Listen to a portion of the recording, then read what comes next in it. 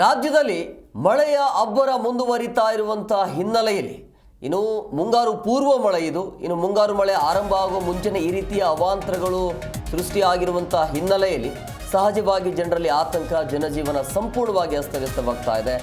ಅದರ ಜೊತೆಗೆ ಇನ್ನು ಜೂನ್ 2ರವರೆಗೂ ಕೂಡ ಭಾರಿ ಮಳೆ ಇದೆ ಅಂತ ಹವಾಮಾನ ಇಲಾಖೆಯಿಂದ ಸಿಗ್ತಾ ಇರುವಂತಹ ಮುನ್ಸೂಚನೆ. ಕರಾವಳಿ, ಕೊಡಗು, ಶಿವಮೊಗ್ಗ ಸೇರಿ ಹಲವೆಡೆ 2ನೇ ತಾರೀಕಿನ ತನಕ ಮಳೆ ಆಗುತ್ತೆ. ಹವಾಮಾನ ಇಲಾಖೆಯಿಂದ ಮಳೆಯ ಮುನ್ಸೂಚನೆ ಇದೆ. ಬೆಂಗಳೂರಲ್ಲಿ ಮೋಡದ ವಾತಾವರಣ ಇರುತ್ತೆ, ಇಲ್ಲಿ ಸಾಧಾರಣ ಮಳೆ ಆಗಬಹುದು. ಇನ್ನು ಉತ್ತರ ಕನ್ನಡ, ಚಾಮರಾಜನಗರ, ಮೈಸೂರಿಗೆ ಆರೆಂಜ್ ಅಲರ್ಟ್ ಘೋಷಣೆ ಮಾಡಲಾಗಿದೆ. ಬಾಗಲಕೋಟೆ, ಉತ್ತರ ಕನ್ನಡ, ಚಾಮರಾಜನಗರ, ಮೈಸೂರು ಜಿಲ್ಲೆಗಳಲ್ಲಿ ಆರೆಂಜ್ ಅಲರ್ಟ್ ಇದೆ.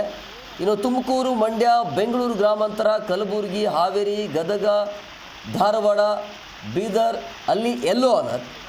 ಇನ್ನು ಬೆಂಗಳೂರಿನಲ್ಲಿ ಮೋಡ ಕವಿದ ವಾತಾವರಣ ಇರುವಂಥ ಹಿನ್ನೆಲೆಯಲ್ಲಿ ಸ್ವಲ್ಪ ಮಟ್ಟಿಗೆ ಸಾಧಾರಣ ಮಳೆ ಆಗುವಂಥ ಸಾಧ್ಯತೆ ಇರುತ್ತೆ. ಅದು 2ನೇ ತಾರೀಕಿನ ತನಕ, ಅಂದರೆ ಇವತ್ತು 27, ಇನ್ನು ಒಂದು ವಾರ 6ರಿಂದ 7 ದಿನಗಳ ಕಾಲ ಇದೇ ರೀತಿಯ ಟ್ರೆಂಡ್ ಇರುತ್ತೆ, ಅಂದರೆ ಇದೇ ರೀತಿಯ ವಾತಾವರಣ ಇರುತ್ತೆ. ಸೊ ಹಂಗಾಗಿ ಮಳೆಯ ಜೊತೆಗೆ ಸಾಕಷ್ಟು ಅವಾಂತರಗಳು ಕೂಡ ಸೃಷ್ಟಿಯಾಗುತ್ತೆ. ದೊಡ್ಡ ದೊಡ್ಡ ಗಾತ್ರದ ಮರಗಳು ಇದ್ದಕ್ಕಿದ್ದಾಗೆ ಬೀಳ್ತವೆ. ಈ ಬಗ್ಗೆ ಮತ್ತಷ್ಟು ಮಾಹಿತಿ ನೀಡ್ತಾರೆ ನಮ್ಮ ಪ್ರತಿನಿಧಿ ಭವ್ಯ ಫೋನ್ ಸಂಪರ್ಕದಲ್ಲಿದ್ದಾರೆ.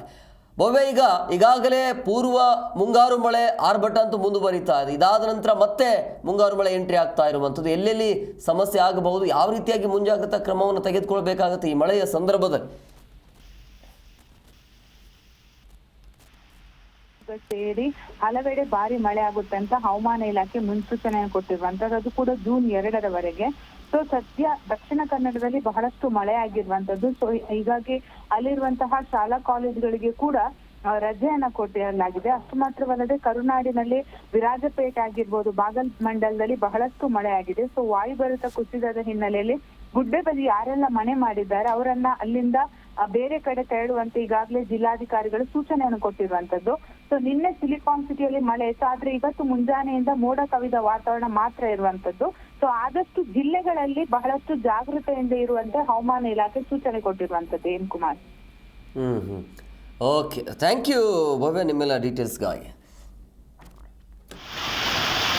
ನೋಡಿ, ಪ್ರಮುಖವಾಗಿ 2ನೇ ತಾರೀಕಿನ ತನಕ ಅಂದರೆ ಇನ್ನು ಒಂದು ವಾರಗಳ ಕಾಲ ಮಳೆ ಇರುವಂಥ ಹಿನ್ನೆಲೆಯಲ್ಲಿ ಸೊ ಬೇರೆ ಬೇರೆ ಭಾಗದಲ್ಲಿ, ಅಂದರೆ ಎಲ್ಲೆಲ್ಲಿ ಪ್ರಮುಖವಾಗಿ ಮಲೆನಾಡು ಭಾಗದಲ್ಲಿ ಈಗಾಗಲೇ ಶಾಲಾ ಕಾಲೇಜುಗಳನ್ನು ರಜೆ ಘೋಷಣೆ ಮಾಡಲಾಗಿದೆ ಈ ಮಳೆಯ ಆತಂಕದಿಂದಾಗಿ.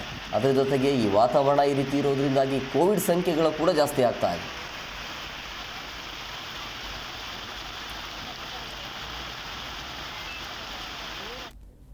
ಪಶ್ಚಿಮ ಘಟ್ಟ ಭಾಗದಲ್ಲಿ ನಿರಂತರವಾಗಿ ಮಳೆ ಆಗ್ತಾ ಇರುವಂಥ ಹಿನ್ನೆಲೆಯಲ್ಲಿ ಕೃಷ್ಣಾ ನದಿಯಲ್ಲಿ ಈಗ 57,620 ಕ್ಯೂಸೆಕ್ ನೀರಿನ ಒಳಹರಿವು ಜಾಸ್ತಿ ಆಗಿದೆ.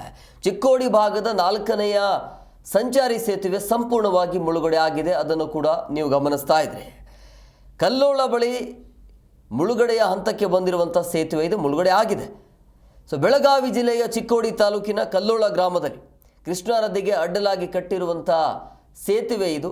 ಇನ್ನು ಒಂದು ವಾರಗಳ ಕಾಲ ಮಳೆ ಇದೆ, ಮತ್ತಿನ್ನೇನು ಅವಾಂತರ ಆಗುತ್ತೋ ಏನೋ. ಸೊ ಈ ಮಾರ್ಗವಾಗಿ ಯಾರೆಲ್ಲ ಹೋಗ್ತಿರಲ್ಲ ಅವರು ಬಹಳ ಎಚ್ಚರವನ್ನು ವಹಿಸಬೇಕಾಗತ್ತೆ.